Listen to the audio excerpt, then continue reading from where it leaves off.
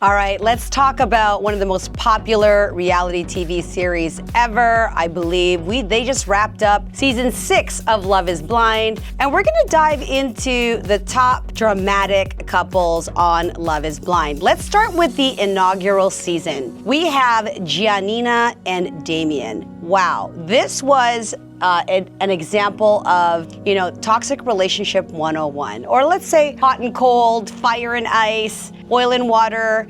These two were both, you were kind of rooting for them, but at the same time, you're like, I don't know if these two should get married. There was a lot of conflict between these two. I mean, particularly when Gianina, that moment where she was saying to Damian that the bedroom skills weren't really there, and oh my God, that was like kind of harsh to say in front of national television. You know how you tell me this is the best sex of your life? Have you noticed that I don't return the compliment? I don't say it's the best sex of my life too. Gianina, you could tell, was hot-tempered. She liked to have things done her way. And Damian, I felt like Damian was a little reserved in his communication. It seemed like he was in his head a lot. He did a lot of things for Gianina, and Gianina seemed to be somebody, I wouldn't even say the word needy, but she's powerful in her own right. However, it just seemed like they couldn't really just agree. I don't know if Gianina wanted a more aggressive or more masculine kind of guy, a take charge kind of guy, where Damian was a little, I don't think he was obviously macho, right? He was a nice guy. The two of them together looked like a cute couple. So their relationship seemed a little toxic. That's really what it boiled down to. And at the end, Damian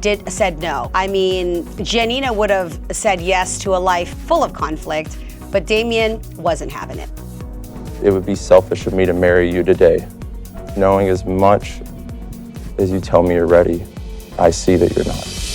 All right, we're gonna move on to Carlton and Diamond. Again, a dramatic couple from season 1. Number 1, I think the biggest, I'll call this a red flag or surprise to everybody. And it's not a red flag that Carlton revealed himself to be bisexual or that he's had relationships with men. But I think why was that not discovered in the pod? Actually, Diamond only discovered that once they were already on their trip. And she already said, I do. That is a big thing to hold back from your future wife. And it's not that Diamond wanted to judge, Carlton for that. But certainly if I were dating a guy and I said yes, and days before we're going to say yes at the altar, you say to me that you've also had relationships with men and that you're bisexual, that's something that I think that any person, doesn't matter man, woman, whatever, any person would want to know ahead of time. The entire argument, the wine spilling on his face, that was a little much, right? So we're talking lots of drama between these two. Diamond, at the end of the day,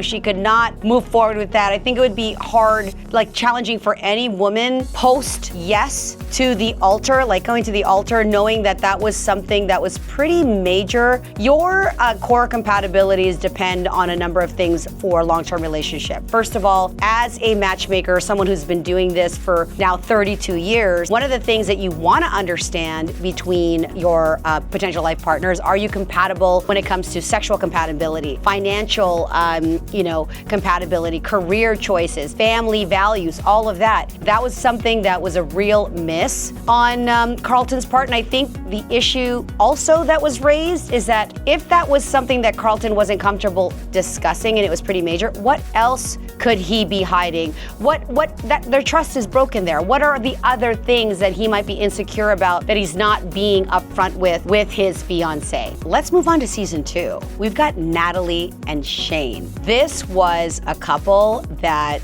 I could not stop watching. I had to keep going and going. I have to say, season 1 and season 2 was binge watch fest for me, and Shane was on the fence the entire time. This guy plays ping pong with women like no other, okay? Expert ping pong master, most indecisive person I know. In fact, he's the classic player. If you were to go on Love is Blind and try to avoid player types, sorry to say, but Natalie and Shayna both got played by Shane. And in fact, Shayna had her own play going on, which we're gonna move on as well to Shayna and Kyle. Shayna had interest for two guys. You know, the relationship between Shayna and Kyle, in my opinion, was never that strong. To be honest, they made it to the altar, but they kind of decided to break up before that day. It seemed pretty obvious, in my opinion. And at the end of the day, it was Kyle who kind of left with his tail, you know, tucked between his legs. And Shayna was kind of like, oh well. Right? This was a couple that was full of drama, partially because there was this love triangle going on between Shayna and Natalie and Shane, and then you've got Kyle kind of off to the side. I had a strong suspicion they would not make it to the altar. It almost felt like Kyle was like you'll do, you know, I can't get Shane. He picked someone else, so I guess I'll have to settle for Kyle. So Kyle, in my opinion, was the rebound relationship within the show. All right, then you've got Danielle and Nick. Oh my goodness, this was torture for me as a matchmaker. I have to tell you that first of all, Danielle's insecurities, emotional vulnerability, and all of that, it was endearing. It was actually really endearing to see. It was challenging though, because it just felt like Nick was doing everything possible to try to assure Danielle that everything was okay. And you could physically see and emotionally see that, like, kind of the effort that was putting in to put her, you know, fears to rest. I did appreciate how at the end of the day, they ended up making it to the altar and finally saying, okay, you know, good, bad, ugly, we're doing this thing. I did like the happy ending. And at the reunion, it seemed like they were really happy, but there were signs that both of them had personal issues, particularly when they moved into each other's homes. I love seeing each other, the couples going into each other's homes, and now they get to nitpick on, you know, who puts the cap on the toothpaste and who's got dirty towels and all of those things. It's a bit comical, but this was, the relationship between the two of them was sort of a good glimpse of what a couple would have to go through when you're dealing with somebody who has so much past trauma, right? And so many, you know, wounds to heal and you know, Band-Aid. It was just Band-Aid over Band-Aid. It was very dramatic. Oh my goodness. Then let's go on to Deepti and Shake. How many times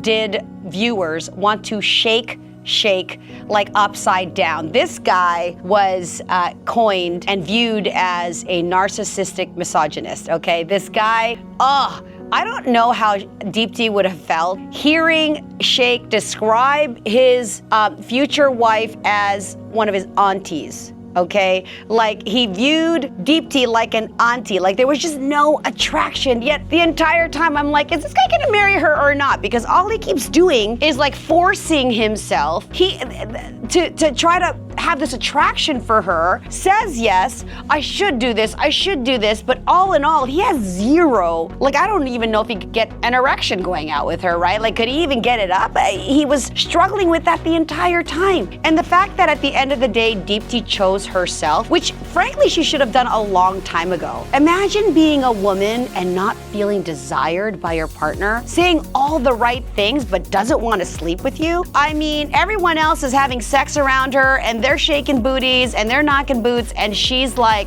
I don't know, he wants a handshake and a hug. Like, this was a crazy pairing, to be honest, and the drama in this relationship was insane, and gotta tell you, Shake was villainized, and I can't argue with the view of the people. The people have spoken.